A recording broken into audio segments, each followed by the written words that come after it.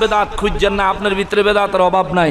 আপনার সকালে ঘুমের তুইটা আপনি যে ব্যারাস করেন, ব্যারাস যে টুথপেস্ট দিয়া ব্রাশ করেন, টুথপেস্ট দিয়ে আল্লাহ রসুল সাহাবায়ে কেরাম কোনোদিন ব্রাশ করছে? আপনি যে করলেন। আল্লাহ রসুল সাহাবায়ে কেরাম কোনোদিন ঘড়ি হাতে দিছেন?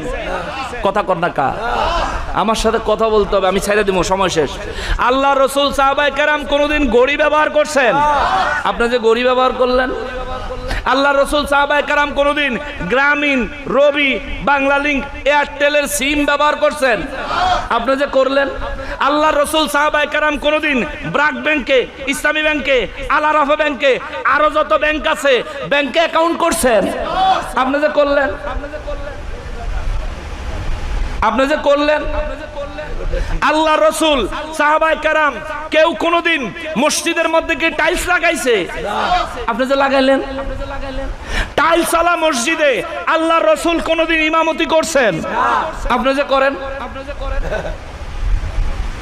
ইমামতি করে আল্লাহ রসুল সাহাবায়ে কেরাম কোনোদিন বেতন নিছে? আপনি জানেন।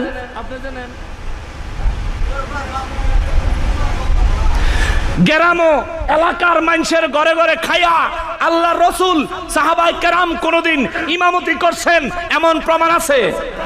আপনি যে গ্রামের মানুষের বাড়ি খাইয়া ইমামতি করেন।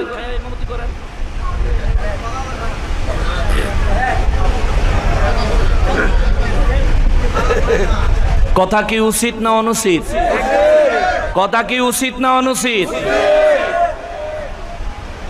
খালি মিলাদের জুলুসও নিবে তার বেড়া। তুই মসজিদে চাকরি করে বেতন নেস, এটা সবচেয়ে বড় বেদাত।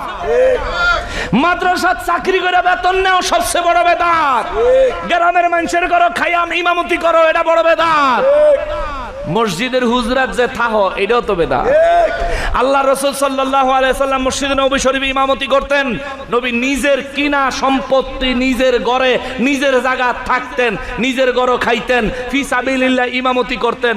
আপনি যদি থাহেনও মসজিদের জায়গা, খানও মহল্লার মানুষের ঘর, আবার মাস গেলে বেতনও নেন, আবার আপনি হুজুরে কোন বেদাত?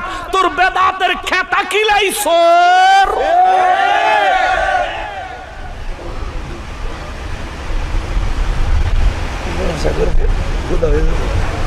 আরো আছে কমু, আরো আছে কমু। আল্লাহ রসুল সাহাবায়ে কেরাম কোনোদিন ফ্যানের নিচে নামাজ পড়ছে? আপনি যে পড়েন।